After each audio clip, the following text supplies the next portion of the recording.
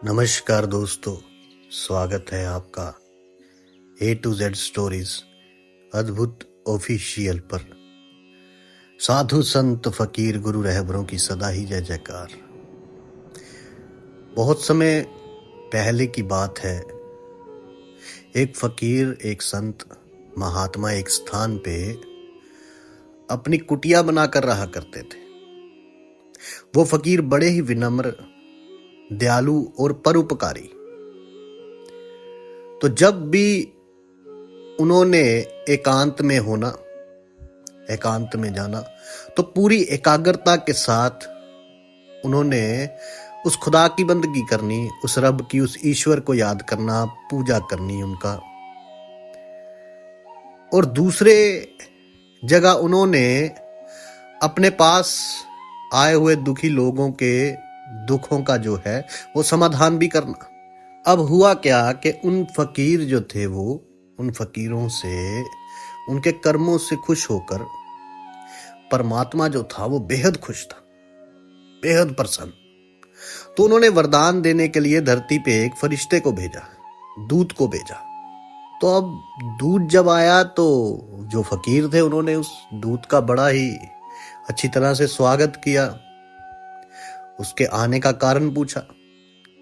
तो दूत जो था, जो फरिश्ता था, वो बोला कि भगवान आपकी सेवा और आपकी इबादत से बड़े प्रसन्न हुए हैं, आपकी पूजा से, आपकी प्रार्थना से, आपकी भक्ति से बड़े प्रसन्न हुए हैं। इसलिए वो वरदान के रूप में आपको कुछ ब्रह्मी ताकत, अद्भुत ताकत, दिव्य शक्ति देना चाहते हैं। इसलिए उन्होंने मुझे आपके पास ये पूछने के लिए भेजा है कि अगर आपको लोगों के रोग जो हैं उन्हें दूर करने वाली अगर शक्ति दे दी जाए तो कैसा रहेगा। कि भगवान ने मुझे आपके पास ये पूछने के लिए भेजा है कि आपको लोगों के दूर जो रोग थे उनको दूर करने वाली शक्ति प्रदान कर दी जाए। तो ये सुन के वो फकीर, वो बादशाही फकीर थे, तो उन्होंने कहा कि बड़े निम्रता से बोले कि है देव, वो परमात्मा मेरे से खुश है, वो खुदा मेरे से खुश है। मेरे लिए यही सबसे बड़ी बात है और यही मेरा बहुत बड़ा वरदान है कि परमात्मा मेरे से खुश है, खुदा मेरे से खुश है।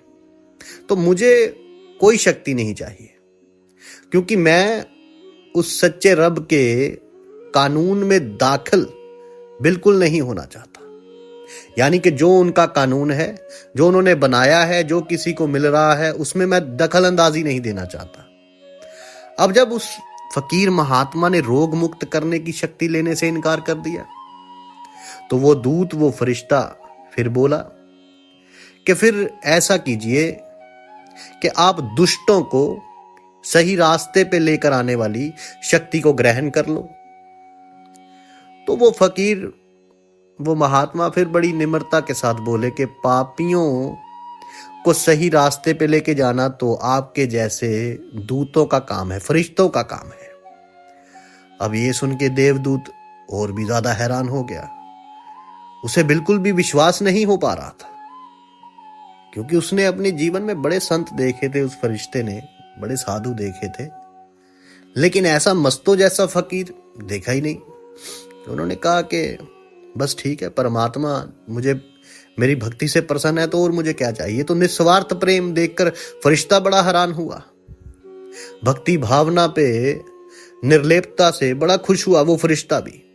तो देवदूत जो था, वो फरिश्ता, वो बोला कि ऐ फकीर महात्मा जी, आपने मुझे बड़ी मुश्किल में डाल दिया है, मैं बड़ी मुश्किल में हूं, क्योंकि रब का हुक्म है, परमात्मा का हुक्म है, भगवान का हुक्म है कि मैं आपको कोई भी शक्ति दिए बिना वापस स्वर्ग में नहीं आऊंगा, वापस मेरे पास मत आना।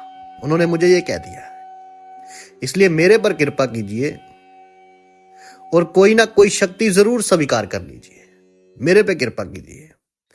तो ये सुनकर वो महात्मा, वो फकीर कुछ देर सोचते रहे और फिर बोले कि अगर आपको कोई शक्ति मुझे देनी ही है, आप देना ही चाहते हो, तो फिर ऐसा कीजिए, मुझे वो वर दीजिए कि परमात्मा जो भी शुभ नेक कर्म मुझसे करवाना चाहते हैं वो बस होते चले जाएं।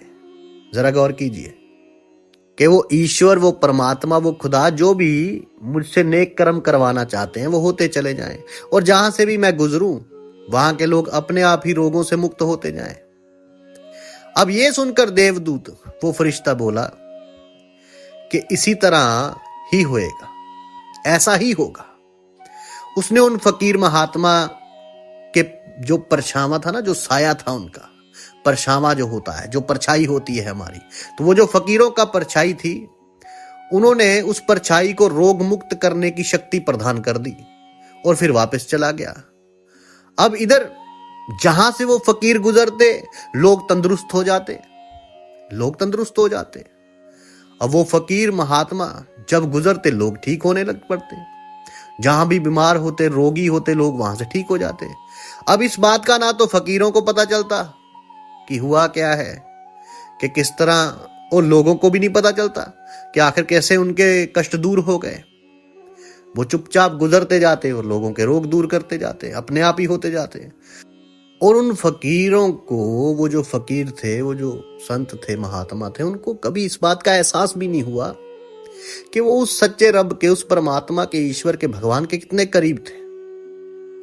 सेवा भी दरअसल वही सच्ची कही जाती है, इसे समझिए। सेवा भी वही सच्ची होती है जब सेवा करने वाले इंसान के मन में थोड़ा सा भी अगर अहंकार आ जाए तो वो सेवा नहीं रहती। सेवा वही सच्ची जब सेवा करने वाले इंसान के मन में थोड़ा सा भी इनका जो अहंकार है वो ना रहे। एक बात अक्सर साईं लोग जो होते हैं, रब लोग जो परमात्मा के प्यारे होते हैं, वो फरमाते हैं कि दान इस तरह देना चाहिए कि एक हाथ से दो तो दूसरे हाथ को पता ना चले, क्योंकि अहंकार रहते हुए सेवा जो है वो संभव नहीं। इसे समझिए, सेवा जो है वो संभव नहीं। जो सेवा करने के बदले नाम की चाहत रखता है वो कभी सेवा कर ही नहीं सकेगा, क्योंकि शुक्रगुजारी का जो गुण है वो हर एक इंसान में नहीं होता। तो इसे समझिए।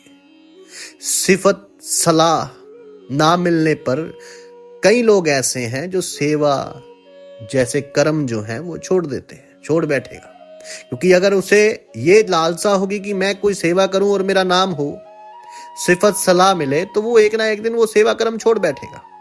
तो ये बात याद रखो कि हमदर्दी, प्रेम, दयालुता और उदारता, इन सब से बिना सेवा संभव ही नहीं है।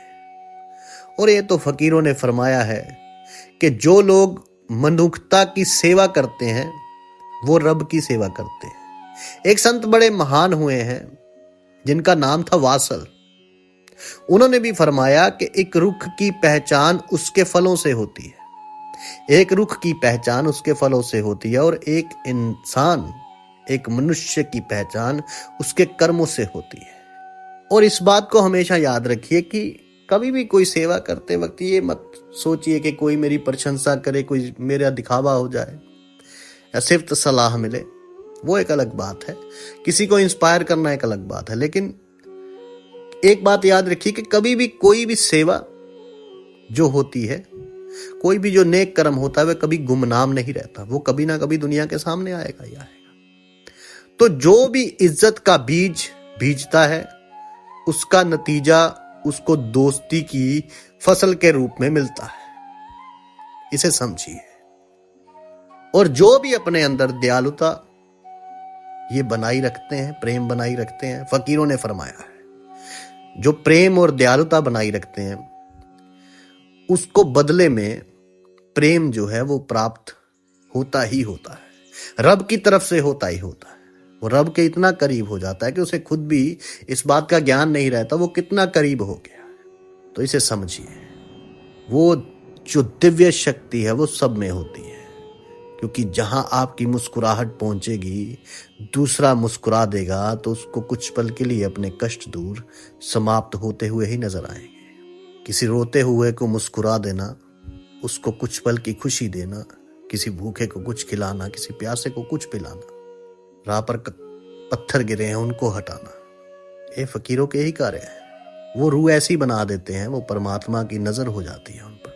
और सच्चे संत वैसे अद्भुत फकीर होते हैं वो, कि जहां से गुजर जाते हैं वहां कहकर कुछ नहीं जाते, लेकिन देकर लाख हो जाते हैं। अब इसका मतलब ये है कि वो स्वयं वहां से गुजर जाते हैं, लोगों की परेशानियां, दुख, तकलीफें दूर हो जाती हैं। तो अब उन्होंने कहा तो कुछ भी नहीं, लेकिन मिला लाखों। ऐसे संत फकीर बड़े अद्भुत होते हैं। ये ना तो अपनी ताकतों का बख्यान करते हैं, ना ही किसी को पता चलता है, लेकिन रहमत इनकी नजरों करम जिस पर हो जाए उसी का बेड़ा पार होता है।